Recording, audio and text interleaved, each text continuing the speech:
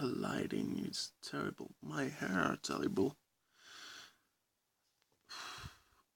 Whatever. Hello everyone, I'm Liam Light. This is my first video of this type, where I'll try to explain things that either I know or I assume, and of course, things that I research. Through these videos, I'll try to help people to cope or suppress or surpass certain problems. Bear in mind that I don't give motivational speeches. What I say here are either facts or assumptions, along with homemade solutions. You'll see what I mean later. The solution I got today is will make you cry. If you would just please excuse my accent, it's not quite there yet. It's thick, I know. As the video title says, it's thyself.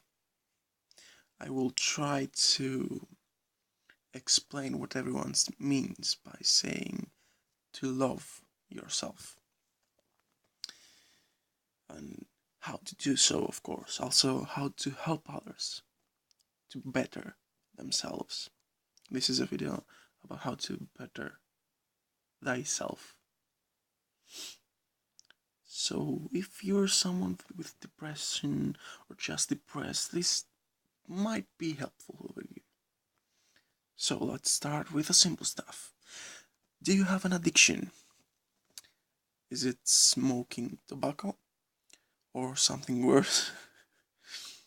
Is it gaming, anime, meat eating, food in general, gym, gambling?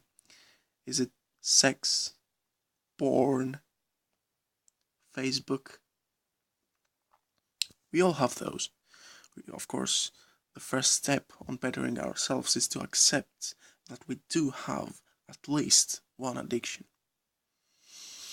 One we might not even want to share with ourselves or with someone else, someone close to us, maybe because it's embarrassing or we just don't feel comfortable talking about them. But if your life is shitty, it's a fact that you probably have at least one addiction. No, not probably, you surely have just at least one addiction. Something you probably picked up when you were stressed out or wanted to do something more to fill your void. For starters, what's an addiction? And how do you recognize one? Simple. Watch what you do on a stressful day. Some are obvious. I'm sorry, I'll have to actually read them because it's a bit of a big text. Notes. Right. Simple. What are you doing on a stressful day? You smoke. You smoke more than you usually do. That's not hard to notice, actually. But there are some things that are hard to notice, like Facebook, let's say. That's a sneaky one. There are simple ways to recognize an addiction. You have to answer these questions. Is it something you do every day? Do you spend more than, let's say, 2 hours daily? Every day you do it. Maybe not every day. Maybe, yeah. So, do you feel the needs if a day goes by without it, to do it? And last but not least, does it affect your mood? Those 4 questions. If you answer yes to all of them, then it's a full-on addiction. If not on all of them, but 3 of them, then it's an addiction in progress. Maybe in two of them. I don't know. It's not like a rule or anything, but it's certainly an addiction if all four of them are answered with yes. And if it's an addiction in progress, it doesn't mean that you are going to get rid of it easily or easier than a full-on addiction. It's quite as hard. It depends on your life. We'll get as I said before, we picked our addictions when we had a bad period, stress, anxiety, tests, or stuff like that. But now those addictions are what make our lives hard, what make our lives shitty. We picked them because we didn't know how to cope with the situation, or because we wanted to fill that void that we all have inside of us. When you admit that you have an addiction, it gets easier to get rid of it. As long as you are on a good part of your life. That's a very difficult thing. Sorry, it's a bit late. Where am I? Yeah, sorry. Some addictions are not bad, to be honest, as long as you're in control of them. For example, gaming or anime. I love anime. Nevertheless, we're reaching checkpoint 2. Change. Oh boy, so many things about change. Alright, so they tell you to change, but never change who you are. But you need to change your ways and be polite, but never change who you are. But change the way you look because you look like shit, but never change who you are. And you know where I'm going. This world, well, was never good at giving advice. Most of them actually cancel each other, and it's quite annoying. Like, live the way you want, live your life. And then they advise you a million things like, never change yourself. But if you want to change, because you just want to, then what do you do? Do you not change because you want to live your life? Like, do you live your life the way you want to, so you change, or you just never change, but you don't live your life the way you want to? That's a tough call. Yeah. First of all, you have to understand that change doesn't come because you don't want to be mainstream. It doesn't come because you want to be different or unique. No, you will never be unique. There are 7 billion people in this world. You will never be unique. Someone will be like you. It has to be. It's the law of nature. Alright, someone is like me. I don't want to accept it, but it's the truth. I am not unique. But that doesn't make you an individual. That's very important to understand. You are an individual, but you're not unique. And that's not a bad thing, not being unique. Trying to be special, different, unique is what makes your life shitty. Actually, it's what makes you pick up those hobbies, pick up those shitty addictions, because you try to be someone you're not meant to be, someone you probably don't want to be anyway.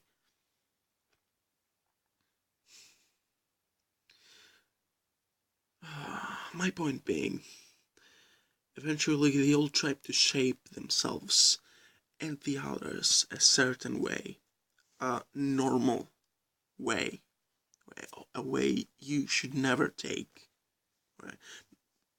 And as I said before, not because it's mainstream or you have special, you must be special, but because it gives you clarity about yourself. You don't have to repress anything. You don't have to force to yourself anything or be forced by anyone on that matter. It makes you free.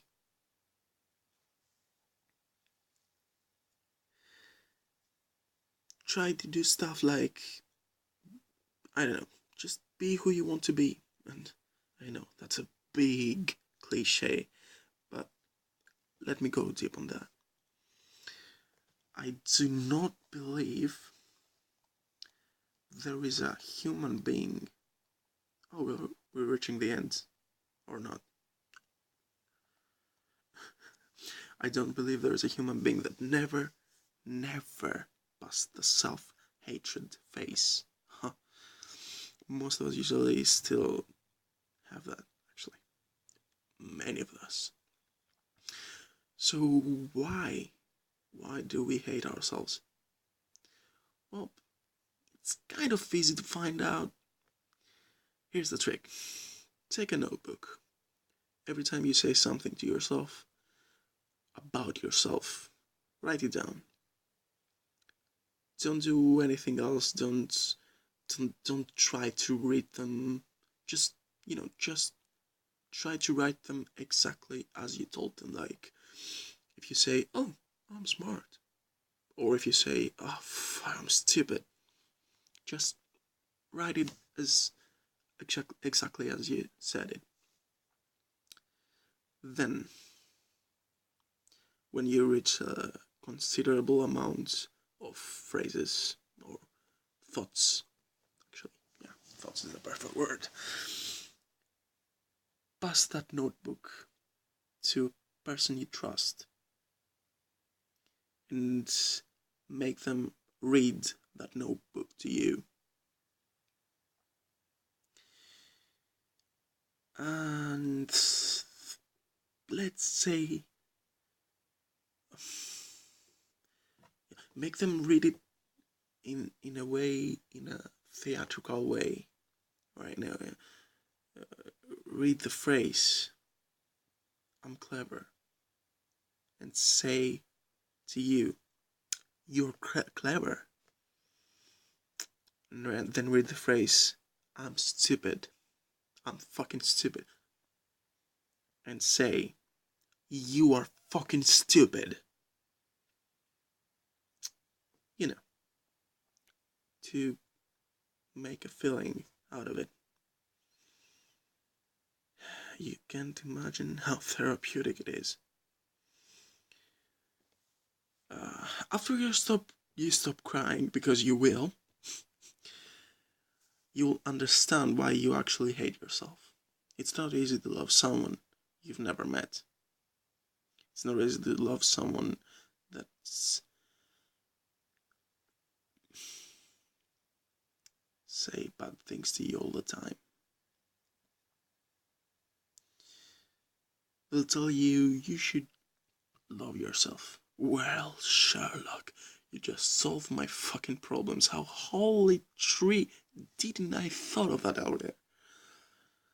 Yeah, we all heard that shit before. But I'll tell you this. When you enter a relationship, do you expect to love someone immediately? If yes, then this is not the video for you. You should change the video. You just leave. But for those that actually are with me, thank you for that. Just continue watching the video. So yeah, same goes to ourselves. We don't love someone. We don't know. We don't love them unless we spend time with them. Spending time with yourself doesn't necessarily mean you have to isolate you. I remind you that we're on the subject of change, by the way. A big subject. 15 minutes video. Whoa. I'll try to be quick. This is how it happens. You first must understand yourself, right? You don't have to accept everything. You can change. If someone else told you to change and you try, you will either damage yourself or you just be left broken, or you will just fail to change and disappoint them.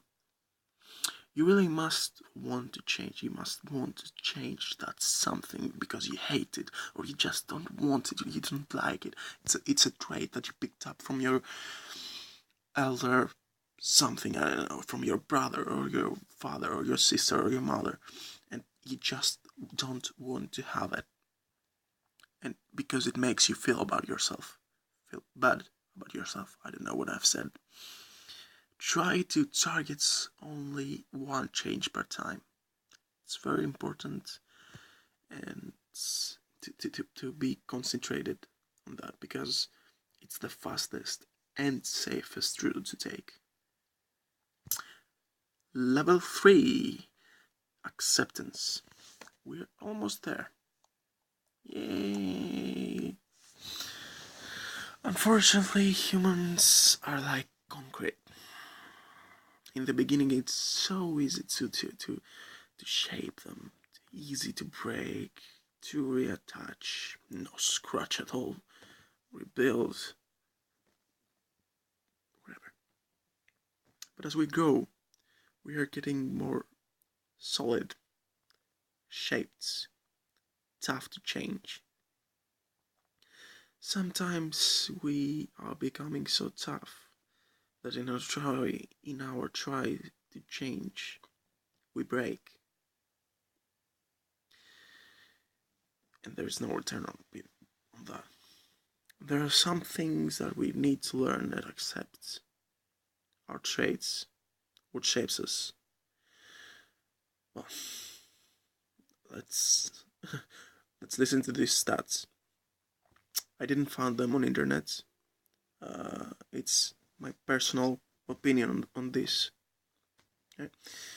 What I believe shapes us these days is roughly 35% our family, 30% our friends, and 35% the internet.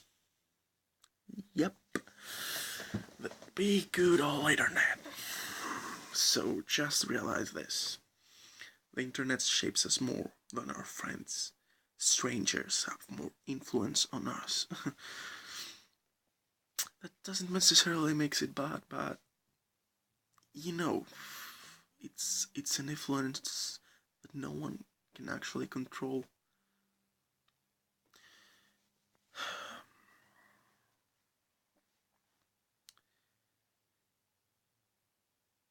So, there are things you must accept, because you can't change everything. You're becoming solid. And well, I'll tell you this thing, this question that I have. Let's say that you have a wooden box made of planks, named Leon. Oh wow, self-love. Right. And one day you change one of those planks. The box remains the same, right? It's the box named Leon, right? Since another box, it's the same box. Now, if you change one plank per day for the next month, or I don't know, as much as it takes you to do so, and one day you realize that you've changed all the old planks, can that box actually be named Leon? Is it the same box? You've been changing it piece by piece. It might be having new pieces, but up until some point you were naming it Leon, and it only had one plank from the old Leon. So what is it? Is it the same box? If you build a new box out of the old parts, is the old box the box Leon? Is the new one? Are they both Leon?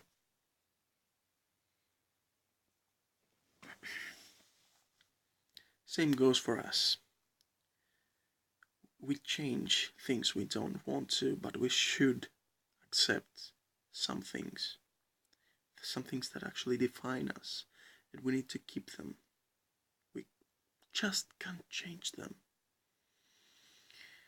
And part 4, helping others.